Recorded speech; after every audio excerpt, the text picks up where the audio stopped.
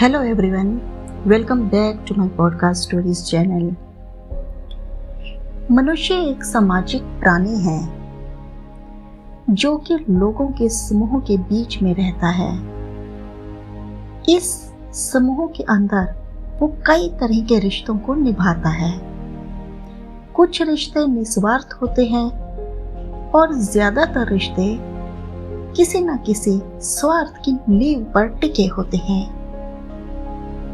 हम जो professional relation बनाते हैं वो ज्यादातर लेने और देने या यूं कहें कि एक दूसरे को और दूसरे से पहले व्यक्ति को फायदे की बुनियाद पर टिके होते हैं।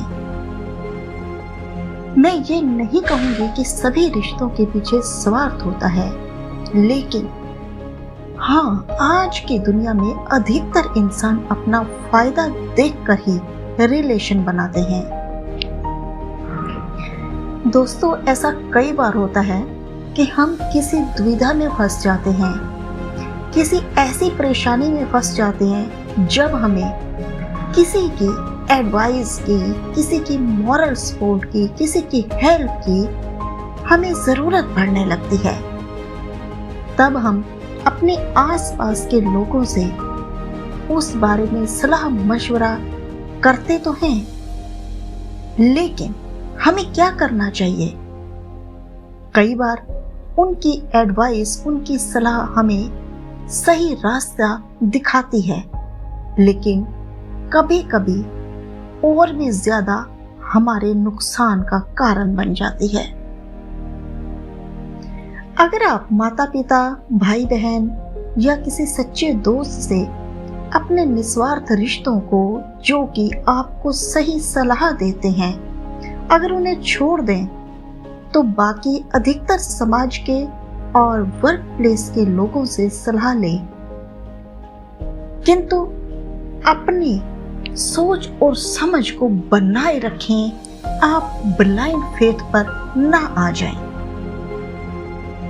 क्योंकि कई बार ऐसी सलाह देने वालों का स्वार्थ उनकी सलाह में छुपा होता है। इसलिए कहते हैं ना, सुनो सबकी, करो मन की।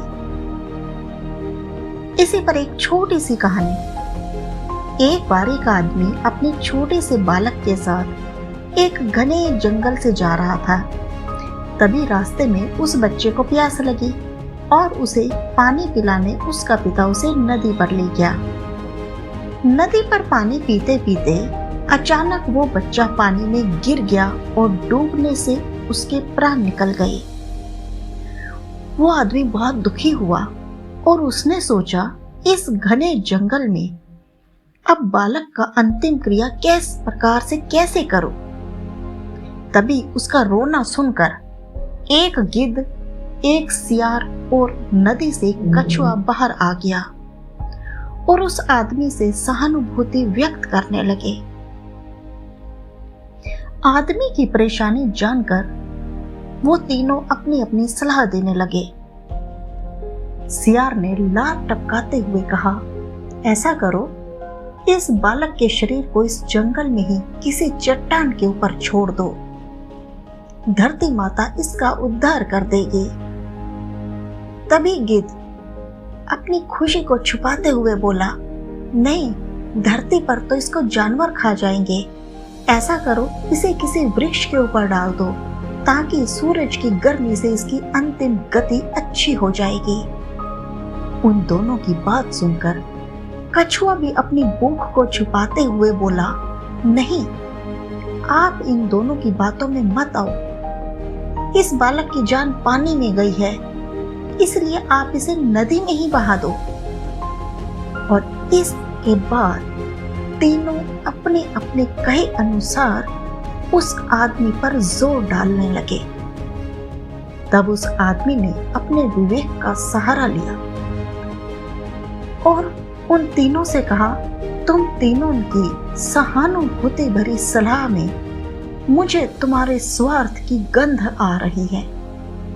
सियार चाहता है कि मैं इस बालक के शरीर को ऐसे ही जमीन पर छोड़ दूं, ताकि ये उसे आराम से खा सके।